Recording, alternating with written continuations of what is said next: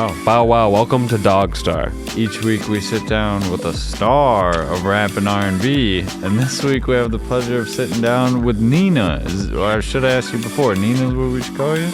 Yeah, Nina, or my artist name, Third Eye Girl. Third Eye Girl, a.k.a. Nina, here on DogStar. Thanks for coming through. We're glad to have you. Yeah, thanks for having me. I'm super excited. We know you for being a fan of music and an artist yourself in many different mediums. Supporter of the arts, visual artist. It's a multi-hyphenate. Sorry to interrupt. Oh, no, I'm getting ahead of myself. I was just going to ask if Third Eye Girl is going to be the DJ name as well moving forward, but that's kind of out of order. I mean, that's a good question. Yeah. I've been going with Third Eye Girl. I feel like it makes sense because people already know me as Third Eye Girl. Mm-hmm. You know what I mean? So it's like, I don't feel the need to change it. In fact, I think it would be really awesome if people would just go like, oh yeah, DJ Third Eye Girl. Like, that's totally fine. Yeah. I mean, maybe it'll change down the road, but I don't think so. Very cool. Okay. I mean, that's an exclusive. Yeah, exactly. You heard it here.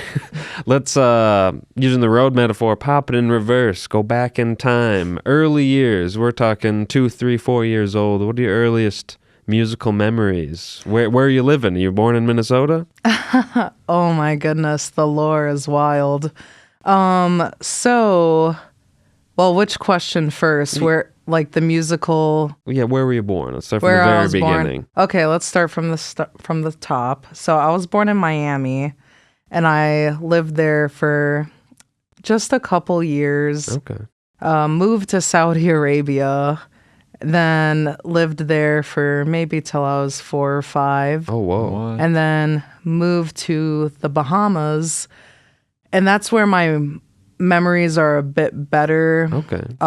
So yeah, about like 5 years old or 6 years old up until 3rd grade.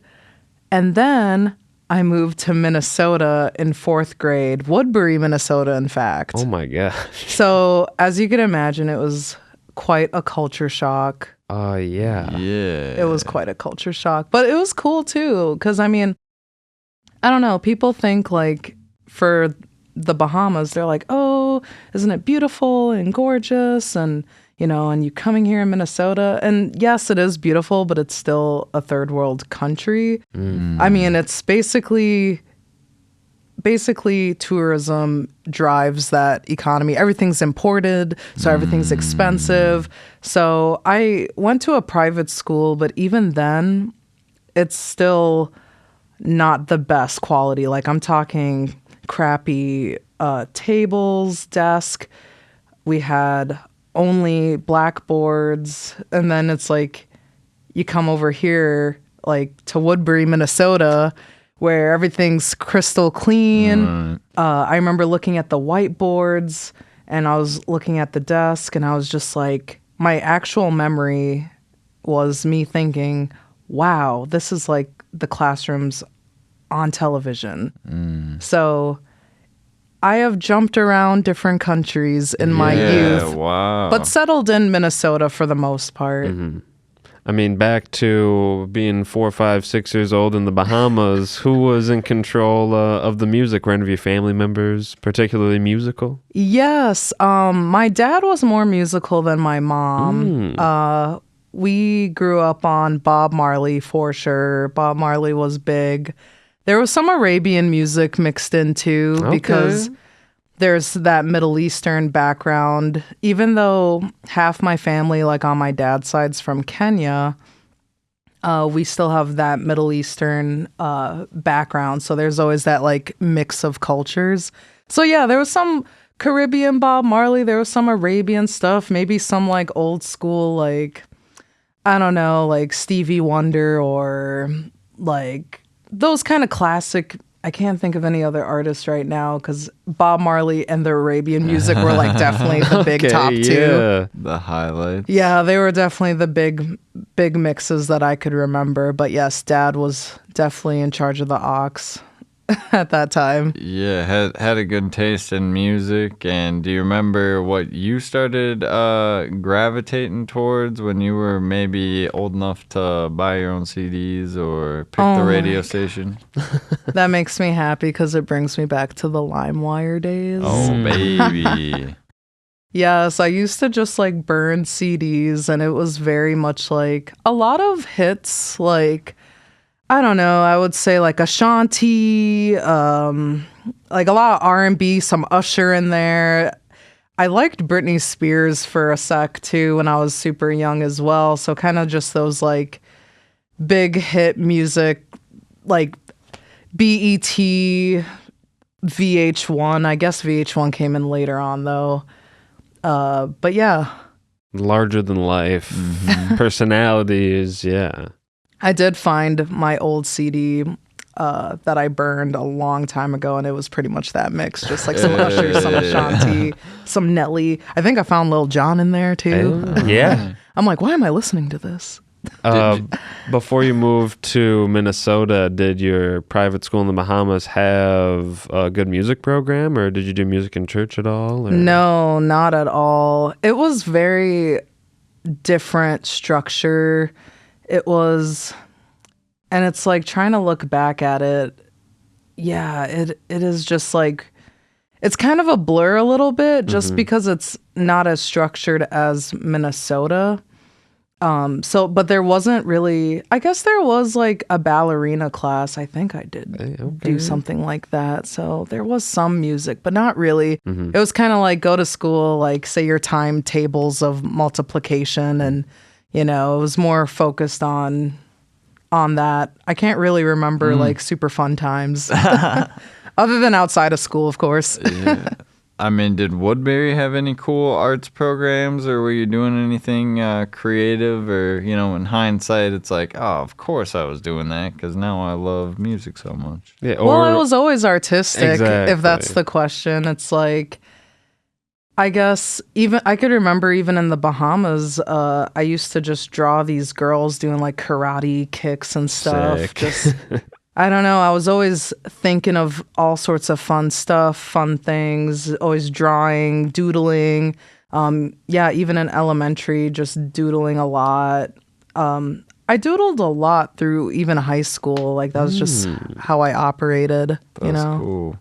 Did you have any older siblings or anybody you looked up to that was doing art, or was it just kind of your own thing that you were doing? It's kind of my own thing, because my sister, she always lived, like she's older and doesn't have the same dad as me. And so like just the different age gap. I mean, funny enough that you asked that question though, because she has done a lot of like wedding photos and films and stuff and social media things. She used to be at Las Vegas and film, like live film, big artists like Taylor Swift. Cool. Who else? Kevin Hart. Okay. Usher, like some big names. So, I mean, Oh. she didn't seem to be on that creative wavelength like way back when, but as of In the digital era. Yeah, in the digital era, she really did a lot. That's so cool. But it was always just me, mostly with my imagination. I mean, who at Woodbury encouraged you to, who was a teacher maybe that didn't scold you every day for doodling or for sketching? Or was there any formative educators or role models here in Minnesota that gave you a little push to pursue it a little bit more in the early years still? Man. Or is it still all self-driven? Usually self-driven.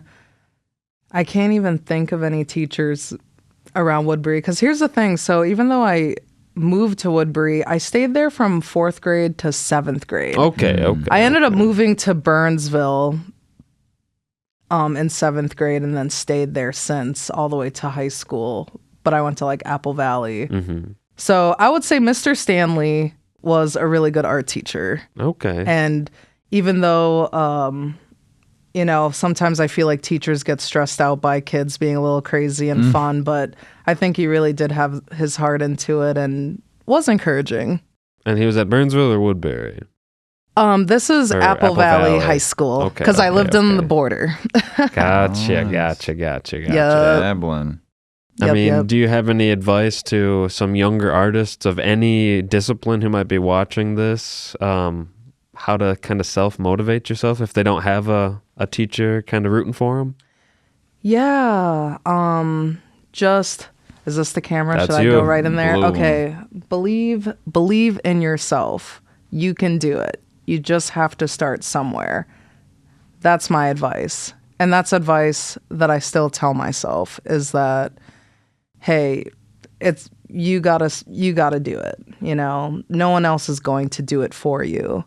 And it may be hard because I understand that life too, because even though I've always been artistic, even musical, like I remember when I was younger, my parents would give me like little, do you remember those like little piano toys you could play, just The battery different powered? color- Oh, okay. Yeah. Yeah, they're just like small for kids, but it's still a piano scale. Yeah. Like, it still works. I always like played by ear, like the potential was there, but I never got the opportunity to actually get lessons as a kid, and sometimes I felt salty about like not getting that support just because it wasn't a priority, and so I've been there where I'm like, oh, I wish I had like more support and people to kind of root for me in that way. And, after years later, I came to the conclusion, I'm like, hey, I could, one, feel sorry for myself and just, wallow in that, which not ideal, not healthy, that's not the way to go. And sure, maybe I did a little bit of that, but then it's like, okay, that's option A, right? Option B, let's get the gears going. It's like, so which one are we going to pick? Like, and that's kind of something that I really keep to my heart till this day. Yeah. It's like, whatever you could think of that you want to do, the only person holding yourself back is you. So That's huge advice. Definitely gear shift in like a life, you know what I'm saying, when you start thinking like that. Yeah. A nice epiphany, a good wake-up call for Exactly. any artist. I mean, I'm yes, taking heed right now of the advice. Right. I mean, super happy. Filing it. I mean, yeah, switch it from I don't have any paths to now everything is a path. Where do I decide to go? But, that can be overwhelming in its own It's all right, so. perspective. It's all perspective. What drew you to more of the visual arts? What drew you to drawing and music? What drew you to painting and music instead of sculpting or figure skating or I've just always been an artist, like it's just who I am. It's just built in my DNA or something. Cause yeah, ever since I could remember, I just open a book and I'm like, all right, here we go. Like, let's doodle, let's draw. So I guess, well, wait, what was the question again? You're like, So out of all the different arts you could be passionate about, why do you think you started drawing and then continued on with the visual arts of drawing or painting? oh, sure. And why music and painting and drawing? Why not another discipline? anything. Yeah. Oh, sure. I really, like I said, I have always been drawing, always been painting, and it's just who I am. And there's something really rewarding about seeing your art complete, which can be the hardest part of being an artist. Oh, Yeah. finishing it, right. Finishing it. You could start something, but not always finish it. And so I think once you do finish it, once you have a vision, because first it starts off with you having a vision, right? You have a vision, and then you're like, how am I going to apply the vision to the canvas? And then now it's on the canvas. Are you satisfied with it? Does it need to be tweaked? And it can get really tricky too, because you could get into a vicious cycle of perfectionism. But I really like doing a little bit of abstract to kind of free myself mentally, to not feel like things have to look exactly a certain way. You know what I mean? Right. And I think that's one thing that gets artists a lot too. And so, yeah, just painting is just freeing. I love painting. I love drawing. But I'm doing a lot with a mixture of music too, so it's kind of hard to balance it all. Yeah, how do you, what's a typical day in the life? How many hours are dedicated to the actual artistry versus maybe the fundraising for the artistry or the logistics of planning a show? What percent of the day are you typically raw art making? You know, it depends on the day. It's so hard because my day by day changes a lot. So I kind of look at tasks that I need to do in segments. I try to have a window where I could do my art, right? Or a segment of, I want to coordinate a show. So we got to just take like 15 minutes, 20 minutes out of the day. Like, let's figure out some emailing, or let's figure out, I mean, that's kind of how I do everything, is really just, you chip at it away. You just chip it away. Because I think what it is people get overwhelmed if you have to do multiple tasks. Now, don't get me wrong. I do get overwhelmed sometimes on the task. Right. But it's kind of like how I basically look at it like this. It's like, even in terms of like practicing music, like I drum as well. That's another thing I do. It's like, just take 20 minutes out of your day, 30 minutes, an hour out of your day. If you could just carve some space, you're doing it. You're walking like little footsteps towards that goalpost, right? Yeah. And I think sometimes it's hard to do certain things because we're like, oh, the goalpost is so far, it's all the way over there. How I look at the task I need to do, whether it is my art or whether it is shows or all that, is that I need to hit my little goals, and I know I'll eventually get there. So the short answer is really just carve some time out of my day. Yeah. I mean, you're dropping wisdom left and right here on DogStar. We got to take a break in about 30 seconds. Oh, shoot. Yeah, make sure you follow third_I_girl_EYE for the I. Make sure to follow Twin Cities BIPOC Music on Instagram as well. We'll be talking about that in a little bit. Follow us at DogStar Podcast on Instagram and wherever you find your podcasts. TC BIPOC Music on YouTube for the YouTube stuff. DogStar Podcast again for YouTube for us. And we're going to be coming up talking about the discography and what's on the horizon on DogStar. We'll be right back. Bow wow. Bow wow.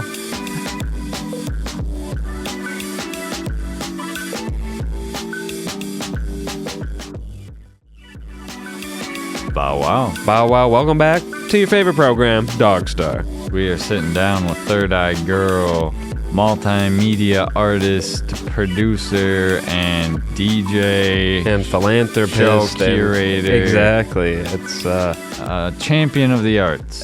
That's a good way to put it. Well, thank you. I feel honored. We're working our way through your early creative years, kind of the formative years, and, the entering into the real world, as it were. So let's pick up, maybe in the last few years of high school. Are you involved in any arts programs? I know we touched a little bit on it earlier, or is it just more drawing in your free time? Yeah, I think I was Painting in just the free drawing time. more on my free time Nice. and in class. Okay. That was my main thing, was just doing that, because I've always just loved art. So art classes, yes, like drawing as much as I can, even if it wasn't an art class. Like, let's be real, I got a notebook and a pen, or a that pencil. thing Anywhere, anytime. Exactly. Anywhere, anytime, yes. Because you got to get the creative juices flowing out somehow. And I was still am, I don't know why I said was, I still am just always filled with ideas and creativity. And so that's just been how how it would go in high school. Just always drawing as much as I can. Is it a certain like emotion or feeling that you get when you want to be creative, or was it ever therapeutic at all, or is it just like anytime I have time to do art, whatever I'm feeling is what I'm gonna make, or is it more like is it more a symptom or more of a cause, you think? I feel like all of the above, it's therapeutic. So if I'm feeling upset about something, it's like just draw your feelings out. But honestly, I was in a very goofy vibe for most of my life. And so I always would just like draw a lot of, especially if we're talking like high school, it would be a lot of like goofy characters, or even me. Like I'd even have me as a goofy character in there. Nice. So, I mean, it's usually just either something fun or just to make the time pass too. Probably just because I'd be a little fidgety sometimes, and just once I used to do a lot of swirl drawings, and so that's almost therapeutic in a way too. Is it like calming or focusing or? Yeah, it's like calming, and I think it does help me focus too, or has helped me focus. But yeah, I feel like when I have a fun idea, especially back then, because there wasn't much of a creative block. It was when I was older that I started to get a bit of a creative block. I used to do poetry too, actually. What? Yeah. I know. I'm full of surprises. I love it. Yeah, I used to do a lot of poetry, and I guess I did do a few poetry slams and a contest, and I did win. Like, was I second place or first place? I think I was second place at Dakota County Library. Yeah, so I have published poetry before in my younger stages. And you're no stranger to performing from an earlier age as well. I assume that was in the front of a room or an auditorium of people. Yeah, I was really into poetry too. So it's funny, as we're talking about art, I'm like, oh yes, my poetry days, like that was definitely in the mix too. So when I had feelings, sure, I would draw, but I would usually write my emotion and just try to get it out that way. Was there any combination of the two, where you'd make a cool drawing and then a stanza or 2 lines of a poem perhaps? Or... No, but it would have been cool. Hey, it would have been never cool. too late. Yeah, day's not over. True. And I wanted to ask in regards to creativity, you say you always have so many ideas kind of burning through your head. Is there a time of day or night when creativity kind of strikes the most, or when you find you have the ability to tap into that creativity, or is it just constant? Ooh, good question. I like it. Or maybe when do you like to create? Or say that again? When do you like to create, if it's kind of a constant? I mean, in a perfect world, I would like to create like in the evening hours, which is usually when I do, especially after work. Okay. But, sometimes, I mean, I'm a night owl. I'm a huge night owl. So I tend to, if I really feel the need, I'll do things in the middle of the night. But I really, really want sleep. But it's very hard because when you're an artist, it's like sometimes it's like the moment's now and you got to like write it down, or you got to do what you got to do. But I would say the creativity is constant. It might be a little stronger at night, but I do feel like I tend to come up with ideas out of nowhere a lot. For example, I have an art studio nearby my house, and I have for like a month slowly gathered magazines into the studio, and I'm like, all right, we're going to make a collage one of these days, And it's like I look every magazine I get, I'm like, oh, I can incorporate this or I can incorporate that. Yeah. And even though I don't have it on the canvas yet, I know that whatever I'll make is cool because I'm already kind of brewing some ideas, which I did make a collage just recently. Hey, following through. Yes. And once you do that first breakthrough step, it's like, all right, more to come.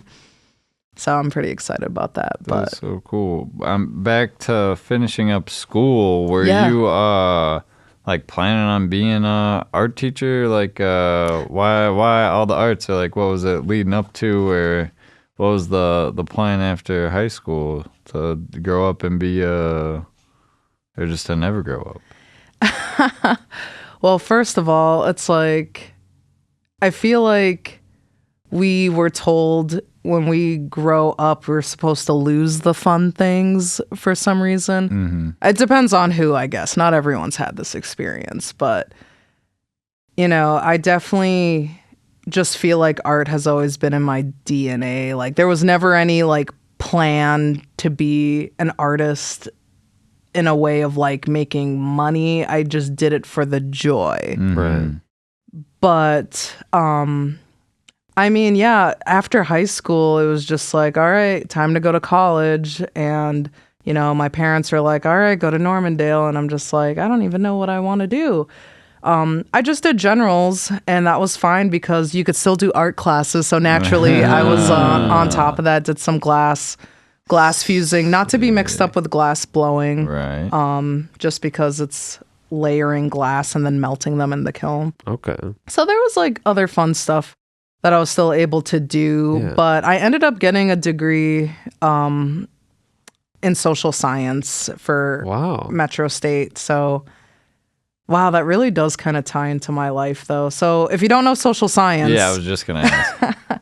I know, not to be mixed up with social work, but basically social science is like, it's kind of a general broad, how could I define this? It's like, there's the anthropology branch, there's the political science branch, or maybe like a general of like, it's kind of just like sociology in a sense. And it made sense for me because with my international family, I've lived different lives. Right. I've lived different cultures, or I have different cultures around me. And so my scope in terms of people is very wide, you know, because I've Totally. just been exposed to like all those different cultures. Yeah. And so with that being said, doing that made more sense for me because it's like something that's very intriguing is like, you know, why do we value certain things? Why are other things taboos? You know, cultures and genders and like all these variables that make us who we are as a society. How does that impact us individualistically? And so it's kind of interesting, but I guess I feel like I've always been one with the community, even in an observing sense, because I see the different lives people have Yeah. because I've been exposed to it, you know? And probably have a better idea of what it is that makes up a community compared to somebody who's just Right. been, you know, in the fish tank the whole time. Yeah. See what's actually going on. Exactly. What's So that's the- kind of the path I ended up taking, Yeah. but I've always been artistic no matter what, because even a degree never is something that is promised. Like you're never guaranteed like the perfect job in the society, right? Like, so even though I went through that, like I'll always be an artist forever, you know? And I mean, if I can make money along the side, it's like cool, which I have because I do markets and stuff. So I sell jewelry, I sell art, I sell whipped body butters, so really good skincare. That's right. On the Etsy. Check it out. Yeah, thank you for looking. Where did music come into the scene? Where did beat making? Was there like a live music performance that you saw? I mean, you said you liked listening to music, but like I know you was like a huge fan of live music now and supporter of the scene. Is there first something where like that clicked for you or something where you were like, I want to do that too? Yeah, there's actually a specific story. Oh, Yes. maybe. which is great. So yeah, I've always been a big music head. And I mean, definitely a big CD collector. I still have a bunch of CDs. I'm never letting it go, by the way. Like I love CDs. Long live the jewel case. Yes. And so that being said, I've always been involved with like listening or opening my ears to all sorts of music. I mean, even middle school, I was listening to like Hawthorne Heights and like, yeah, like even the emo stuff, you know. I never judged music. Like I've always just loved all sorts of music.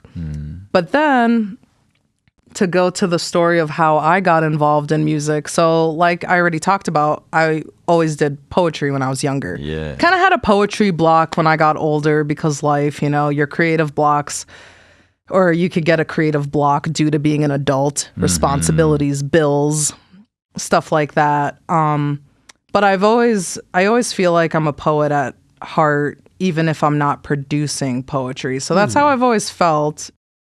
Now, I used to live years later, I ended up moving to Hopkins around, what was it, 2017 or something like that, 2017, 2018, somewhere over there. And there's the depot in Hopkins, and I ended up meeting, not at the depot actually, but I met Gabriella, who you guys have, I forgot their last name. Gabrielle Jacobs? There we go. Yes. I met Gabriella Jacobs at a show at the Caboose, and then got together again at another show where I vended, and I met Good Boy, or Jake, and became friends. And then I heard like, oh, he hosts an open mic at the depot, and I lived near the depot.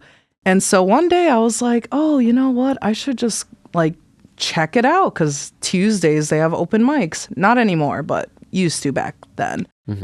And so what ended up happening was that I would go over there, and then I would see all these amazing performances, and was just like, wow, just blown away by the hip hop, the different like arts that was going on. I was just like very inspired. Yeah. You know, I was very inspired, especially as someone that appreciates art and music. Like it was very inspiring. And you know how okay, this is my opinion. I believe that if you're around something for a while, sometimes you could just get the bug. And I feel like that's what happened to me, which was unexpected. So basically, one day I was having a tough time at my job. You know, they made a promise to me and then never delivered, you know, so I felt backstabbed, right? Just like, oh, here we go, another day in America, right? And I was so frustrated, and I remember just like, I grabbed a pen and I just wrote a few lines, and then I was like out of anger, you know, I just wrote a few lines, and then I was like, I could make a beat I could put a beat on this. That's the diss track. What'd you say? The diss track? This is the diss track. I'm really good at those. Yeah, I was like, yep. Start the diss track without even realizing, and I'm like, oh, I could actually put a beat on this. I'm like, amazing. And so I did, because you could find apps where you could like produce beats on like a phone app and stuff. And so I had a little fiery spew of words, and just like, it was actually really fun, a really fun song.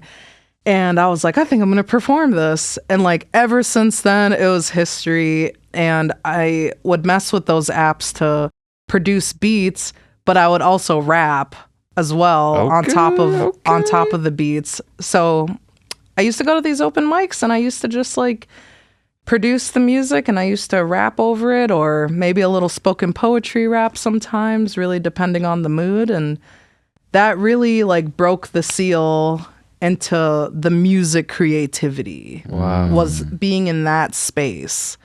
And that was, you know, like getting closer to the COVID years, right? And so it's very interesting when you think about it, because I have always been like a poet, but it was really revitalizing, because I'm like, oh, I could actually have my poetry in music. You know what I mean? So then it feels like a like an evolution for Right. myself.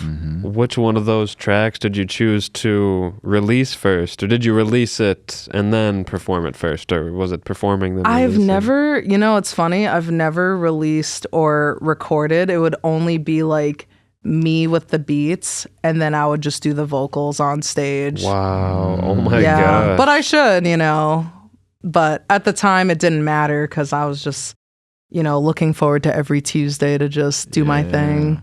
Yeah, I mean, we've got to take a break in about a minute, but maybe in a simplified answer, what do you think is the importance of an open mic or open artistic spaces like that for burgeoning artists? Yes, open mics are such a great stepping stone to discovering yourself. So I feel like artists, even if there isn't much experience, including myself, I had zero experience, but other than the poetry slams, but I would say open mics are really important because every time the open mic is there, you have an opportunity to elevate yourself, And I think that is the biggest precious gift that you can give to yourself is giving yourself the stage and having friends around you to root for you once you do your thing and knowing that, hey, I did great this time and I'm going to even do better next time. And maybe you won't do great the next time, but there's always another time too. So It's a good stepping stone. Yeah, it definitely makes life beautiful. We'll be right back with Third Eye Girl here on DogStar. Bow wow. Oh, wow.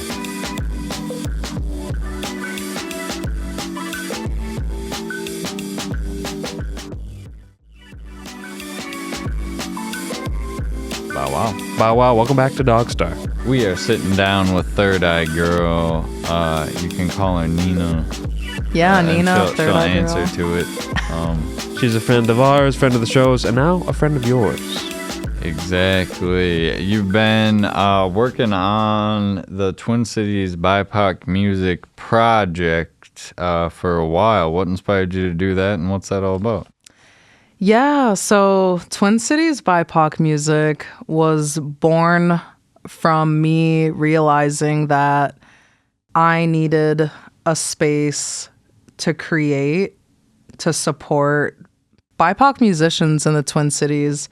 I just really, in a short story, I was in a nonprofit that wasn't really diverse, like a music nonprofit. But they would claim to be progressive. And, sometimes when reality hits you and you're like, oh my gosh, I can't force people to be on my level, the level of seeing inclusion and trying to, foster an environment of such, Right. Then I have to take the steps. And so I said, I'm going to just make an Instagram. Let's just do it. Let's just start it. Because I want to see the vision that I know can be fostered. And instead of relying on people, I decided to just take it on myself. And so I believe I did that in the summer of 2023. Whoa. Yeah. A huge undertaking. Yeah. I was like, I'm going to showcase BIPOC musicians. So, yeah, I'm just going to showcase, share flyers. I was always already observing the scene, as you guys are as well. Like going to shows and seeing what the artists From are that posting fan's and perspective, stuff. that supporter's perspective. Yeah. Yes, exactly. So doing that and just seeing all the beautiful POC people here in the Twin Cities, I'm like, hey, I want to really showcase everybody and support everyone. And it doesn't matter if you're, super popular or if you're underground, I don't even care about what kind of music. I'm not going to focus on only rap or only hip hop. Like I'll do experimental noise, whatever. It's like if you're a BIPOC artist in the Twin Cities, I'm showcasing you. So, yeah. Saw the need and are now taking the steps to fill that void. That's so cool. Can you tell us about a first big milestone that y'all hit, whether it was a live event or a collaborative evening of the arts type of situation? Oh my gosh, a milestone. There's a few. I think when I hit 1K on Instagram, that was really nice. Beatrice used to be a writer. She's a musician as well, but she's in North Carolina right now doing school. But she used to help me with Twin Cities BIPOC as well. Nice. And so she would interview people, and we'd have it on our website and everything. Wow. So we got like a balloon with the 1K and was like, thank you guys. And that was a really nice, like, you know, milestone. Another milestone I would say is me working with Paradise, who goes by Paradise Misplaced X on Instagram. And that's a amazing artist and my best friend who does a very cool mixture of like rock, but also like some rap and some dubstep. You have to hear it because it's hard to explain it. But wow. we teamed up at Brass Rail and had performers do music, but we also had pole dancers dance too. So we had a nice mix. Yeah. And that was a big milestone for me too, because I got to interview people as well. So those two milestones were pretty big for me. Definitely validating along the path, along the journey of, you know, shining a light on more of these artists, just kind of sharing the cool stuff that you get to see and be a part of too. It's yeah. I mean, dope when people do that, you know. And Yeah. a showcase like that, kind of the meeting of the minds, the merging of those different artistic worlds. I think that variety show approach seems like to be a no-brainer, especially with so many different artists we have here in Minnesota. Oh yeah. Give them a little bit of everything. Oh yeah, and it's gonna even be bigger next time here because March 28th we're doing the same thing, but we're gonna have dancers do choreography to the performers, like performing to the music, Oh my which is gosh. not what we did last time, but just an elevated version. This is all Paradise's idea, by the way, so I don't want to take credit. But we will be interviewing the artist as well. But That's so cool. yeah, it's gonna be next level. We're gonna have the Muadas, gonna have Yana the Moon Cricket. We're gonna have Lady Midnight and Sim One. Wow. Yo, what a lineup. It's gonna be crazy. Yeah, and better than it was the year before, you know what I'm saying? So it's Oh yeah, at Queer Immunity. progression. Oh, sick. Yeah. Okay. So not your usual venue, but an awesome space. Yes.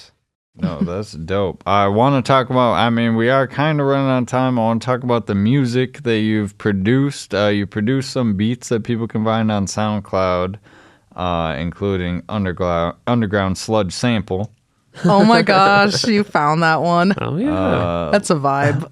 Lost in Space, which is a beat. I want to shout out the art by Vitloy. I don't know if that's I how you don't say know that. how to say their But name. sick art. And then Riding Waves and Conjure Your Magic, I guess, are all in March, April of 2023. Really getting the production out. What was just being in the music scene around that time is what? Or what were you producing on there? How do you even get into that? Yeah. So remember I was saying like I was doing the Depot open mics. Yeah. So I used to just use apps on my phone to kind of produce right. beats. But I'm like, okay, we need to like move it along to a next level versus like a third party, kind of app.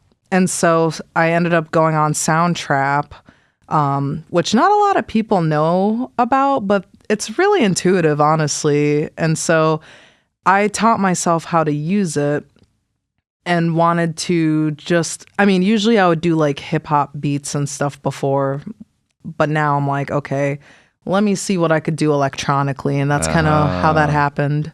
That's sick. And so these beats were made on that, or were some of these off the phone still? No, this was all Soundtrap, everything Cool. in SoundCloud, because SoundCloud won't let you do any third party music Interesting. stuff. Yeah. Yeah, copyrights and stuff, even though I Yeah. put it together myself, Come on. guys, but We get it. We get it. Nonsense. And It's- then we're in a busy week of performances. A show yesterday, a show tomorrow. What can you tell us about the hard work, the dedication, the resources it takes to put on shows like this? yeah, so in terms of shows, I would say, well, I'm used to collaborating with my friend Paradise, right? sick. So this is the first time I'm kind of doing things myself. Okay. I mean, of course, I'll always have like a little support, but yes, February 28th, I'll be having a show at Can Wonderland, which is a Black History Month show since it's February.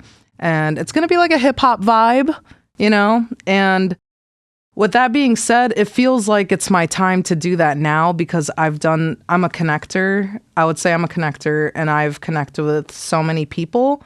And that's just kind of that missing piece. And so I feel like it's been going all right, you know, like in terms of just trying to coordinate that. It's just those little pieces. And I'm sure like once the show happens and once, you know, after it's over, maybe I can improve, maybe not. But as long as I can get my feet on the ground, I'm super excited that it's even happening. Oh, that's a huge step. Somebody to, raise their hand to be like, I will be, it's like the venue will be talking to me about this show. Right. Like, it's responsibility in order to have Yeah. live music to enjoy, but we appreciate you doing that. That's going to have Joe Davis, which I think is poetry, Lieutenant Sonny, KPW. I don't know who is it. Cousin? They just say cousin because they're cousins. Cousin. But they are cousins. That's what's got me mixed up. That's hilarious. Cousin is like a hip hop Haitian duo. Wow. They're really, really cool too, and they make music for the people, which I found very fitting for the Black History Month show because yeah, for the people, right? Like Straight up.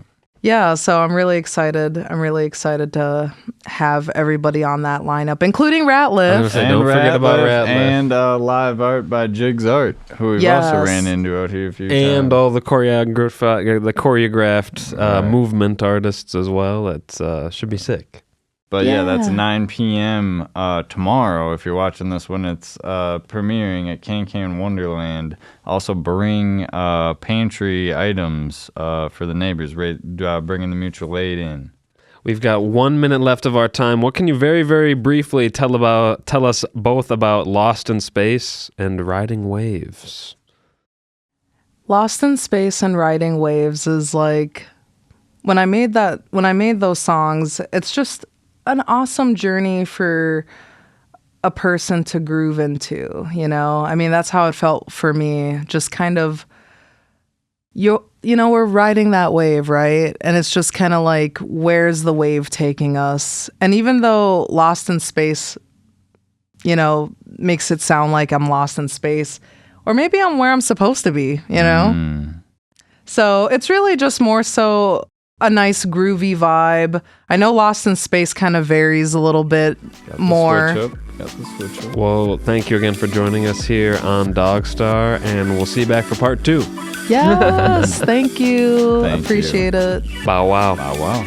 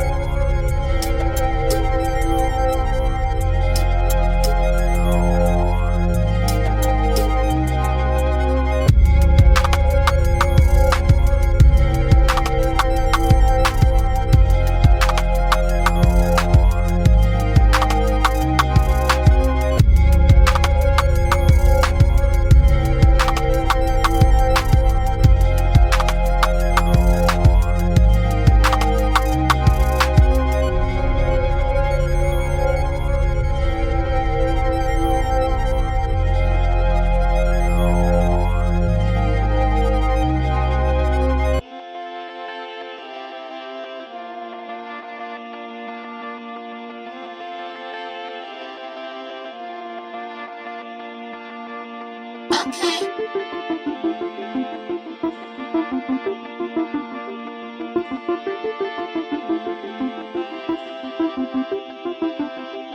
Okay. Okay.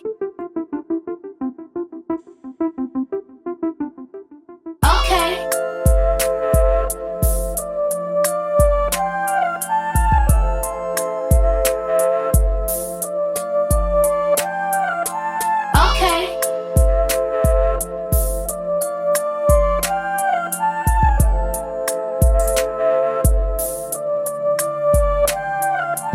Okay.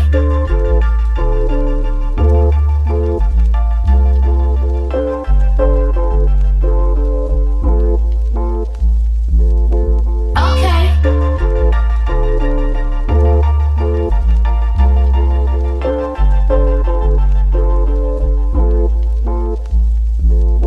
Okay.